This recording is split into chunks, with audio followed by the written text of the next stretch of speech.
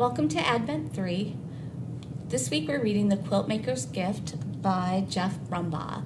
This is about a king who actually has everything but wants more, and it's kind of like when to know that you have enough. There once was a quiltmaker who kept a house in the blue misty mountains up high. Even the oldest great-great-grandfather could not recall a time when she was not up there sewing away day after day. Here and there, and wherever the sun warmed the earth, it was said she made the prettiest quilts anyone had ever seen.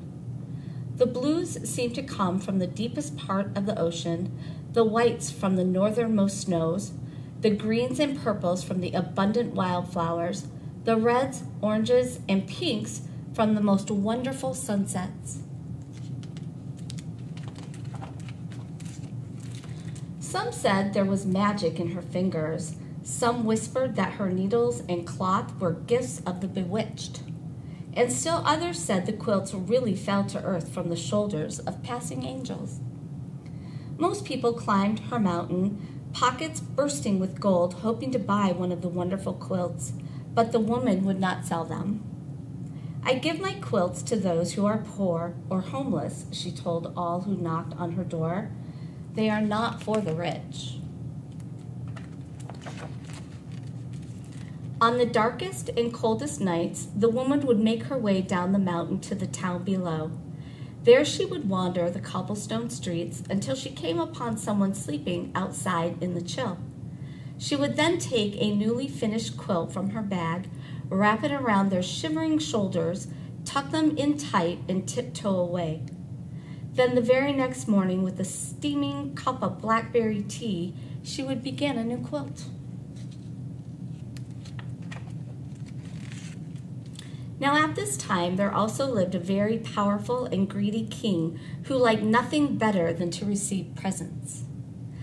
The hundreds of thousands of beautiful gifts he got for Christmas and his birthday were never enough.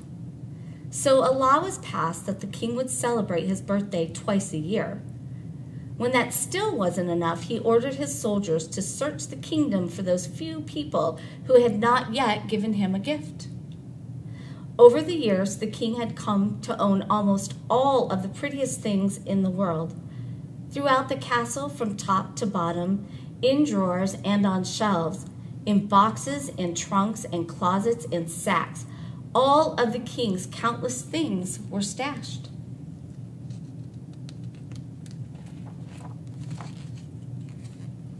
Things that shimmered and glittered and glowed, things whimsical and practical, things mysterious and magical, so many, many things that the king kept a list of all the lists of things he owned.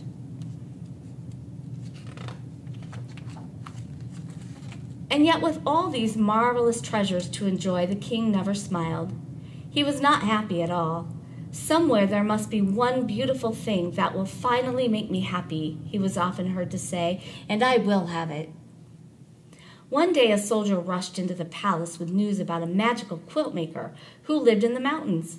The king stamped his foot. "And how is it that this person has never given me one of her quilts as a gift?" he demanded. "She only makes them for the poor, Your Majesty," the soldier replied, "and she will not sell them for any amount of money." "Well, we shall see about that," the king roared. "Bring me a horse and 1,000 soldiers." And they set off in search of the quilt maker. But when they arrived at her home, the quilt maker merely laughed. "My quilts are for the poor and needy, and I can easily see that you are neither." "I want one of those quilts," the king demanded. "It might be the one thing that will finally make me happy." The woman thought for a moment. "Make presents of everything you own," she said, "and then I'll make a quilt for you. With each gift that you give, I'll sew in another piece. When at last all your things are gone, your quilt will be finished." "Give away all my wonderful treasures?" cried the king. "I don't give things away, I take them." And with that, he ordered his soldiers to seize the beautiful star quilt from the quilt maker. But when they rushed upon her, she tossed the quilt out the window, and a great gust of wind carried it up, up and away.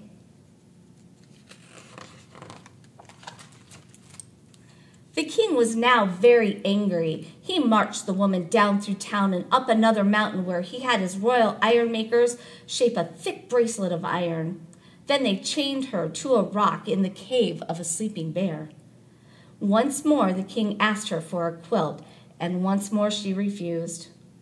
"Very well," the king replied. "I'll leave you here, and when the bear awakens, I'm sure he will make a very fine breakfast of you."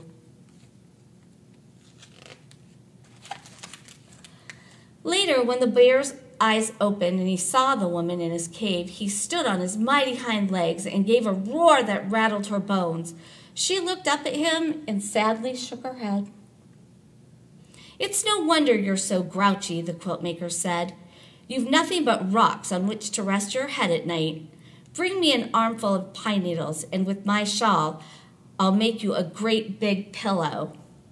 And that is what she did. No one had ever been so kind to the bear before, so he broke the iron bracelet and asked her to spend the night. Now, although the king was very good at being greedy, he was very bad at being mean. All that night he could not sleep for thinking about the poor woman in the cave.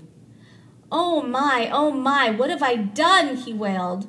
So he woke up his soldiers, and they all marched in their pajamas up to the cave to save her. But when they arrived, the king found the quilt maker and the bear having a breakfast of berries and honey. Now the king completely forgot about feeling sorry and became angry all over again. He ordered the royal island makers to build an island barely big enough for the woman to stand on her tiptoes. Once again, the king asked her for a quilt, and once again she said no. "Very well," the king replied. "Tonight, when you're too tired to stand and lie down to sleep, you'll drown." And the king left her alone on the tiny island. Shortly after he left, the quilt maker saw a sparrow flying across the great lake. A cold, fierce wind was blowing, and it did not look like the poor bird would make it to shore. The quilt maker called to him, and he stopped to rest on her shoulder. The poor, tired sparrow was shivering, so the woman quickly made him a coat from scraps of her purple vest. When he warmed and the wind had stopped, the bird flew off, but he was very grateful to the quilt maker for what she had done. Soon the sky darkened as the air filled with a huge cloud of sparrows, thousands of wings beating together. They swooped down, lifted the woman in their little beaks, and carried her safely to shore. Again that night, the king could not sleep for thinking about the woman alone on the island. Oh my, what have I done?" he moaned. So he woke up his sleepy soldiers again, and they marched in their pajamas down to the lake to set the woman free. But when they arrived, she was sitting on a tree limb sewing tiny purple coats for all the sparrows. "I give up," the king shouted. "What must I do for you to give me a quilt?" "As I said," the woman answered, "give away all of the things you own, and I'll sew a quilt for you. And with each gift that you give, I'll add another piece to your quilt." "I can't do that," cried the king. "I love all my wonderful, beautiful things." "But if they don't make you happy," the woman replied, "what good are they?" "That's true," the king sighed, and he thought about what she had said for a long, long time. So long that weeks went by. "Oh, all right," he finally muttered. "If I must give away my treasures, then I must." The king went to his castle and searched from top to bottom for something he could bear to give away. Frowning, he finally came out with a single marble. But the boy who received it smiled so brightly in return, the king went back for more things. Eventually, he brought out a pile of velvet coats and went about the town giving them to people dressed only in rags. All were so pleased that they marched up and down the street in a grand parade. Still, the king did not smile. Next, the king fetched 100 waltzing blue Siamese cats and the dozen fish that were clear as glass. Then the king ordered his merry-go-round with the real horses to be brought out. Children cried with delight and cartwheeled around him, and just the smallest of smiles began to show on the king's face. The king looked about him and saw the dancing and merrymaking and all the happiness his gifts had brought. A child took hold of his hand and pulled him into the dance. Now the king really smiled and even laughed out loud. "How can this be?" he cried. "How can I feel so happy about giving my things away? Bring everything out. Bring it all out at once." Meanwhile, the quilt maker kept her word and started making a special quilt for the king. With each gift that he gave, she added another piece to his quilt. So the king kept on giving and giving. When at last there was no one left in town who had not received something, the king decided to go out into the world and find others who might be in need of his gifts. But before he left, the king promised the quilt maker he would send a sparrow back to her each and every time he gave something away. Morning, noon, and night, the wagons rolled out of town, each piled high with the king's wonderful things, and for years and years messenger sparrows flew to the quilt maker's windowsill as the king slowly emptied his wagons, trading his treasures for smiles around the world.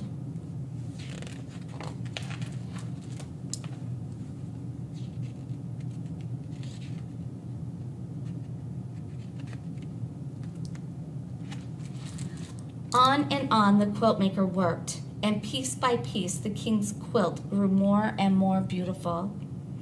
Finally, one day, a weary sparrow flew into her window and perched on her needle.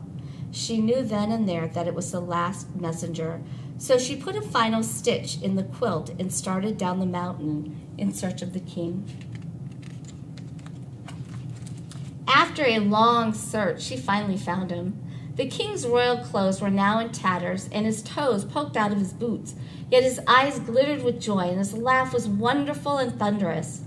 The quilt maker unfolded the king's quilt from her bag. It was so beautiful that hummingbirds and butterflies fluttered about. Standing on tiptoes, she tenderly wrapped it around him. "What's this?" cried the king. "As I promised you long ago," the woman said, "when the day came that you yourself were poor, only then would I give you a quilt." The king's great sunny laugh made green apples fall and flowers turn his way. "But I am not poor," he said. "I may look poor, but in truth my heart is full to bursting, filled with memories of all the happiness I've given and received. I'm the richest man I know." "Nevertheless," the quilt maker said, "I made this quilt just for you." "Thank you," replied the king. "I'll take it, but only if you'll accept a gift from me. There is one last treasure I have left to give away. All these years I've saved it just for you," and from his rickety run-down wagon the king brought out his throne. "It's really quite comfortable," the king said, "and just the thing for long days of sewing."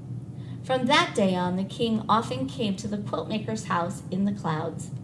By day, the quilt maker sewed the beautiful quilts she would not sell, and at night the king took them down to the town. There he searched out the poor and downhearted, never happier than when he was giving something away. That's the end.